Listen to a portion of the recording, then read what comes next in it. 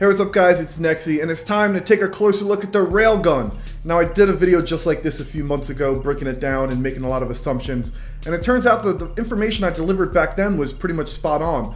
But I did notice a few more things since the video that 343 delivered. So without further ado, say hello to the asymmetrical recoilless Carbine 920, or as we like to call it, the Railgun. It's described as a powerful linear accelerator that fires explosive rounds at tremendous speed to effectively eliminate targets. Or you can think of it like this. It's a power weapon. It has long reload times, you must charge it before each shot, it doesn't have a zoom, and when you hit a vehicle it may send it flying due to kinetic energy, similar to hitting a warthog with a brute shot. When firing the railgun, the projectile will hit the target almost instantaneously.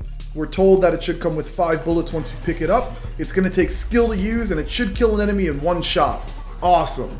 Let's take a look at what the developers had to say about the weapon. Frankie says that because the charge time is misleadingly quick and the impact is a bit weaker when compared to the Spartan laser, that it's a good backup, but it's not exactly a giant killer.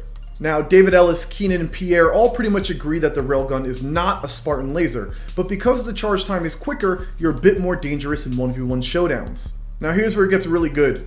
Chris does a fantastic job giving us some real information about the weapon, so I want to take a second and thank Chris from 343 for actually giving us some substance. He reports that the learning curve to use this weapon is apparent, something that in my opinion is necessary for a one-shot kill weapon, especially when you consider spectators. He goes on to note that the railgun has some splash damage, and I quote, "It's great against bunches of enemies." Now with this information, I know that the railgun will be more dynamic than I originally imagined. He goes on to say that the railgun will have an overcharge, so you can't just charge it forever and wait for someone to cross your reticle, but there's also a small window where you can release the trigger to fire early. Now that's interesting. The railgun, hands down, is the weapon I'm most excited for about in Halo 4. Just look at this thing in action. You take a second and destroy somebody.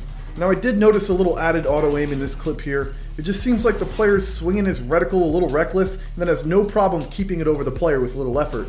And I think it's a bit more than you'd notice on a sniper rifle. But maybe I'm overthinking it. Alright, well that's going to do it guys. I just can't wait to get the railgun in my hands. I'm Nexy and I'll see you next time.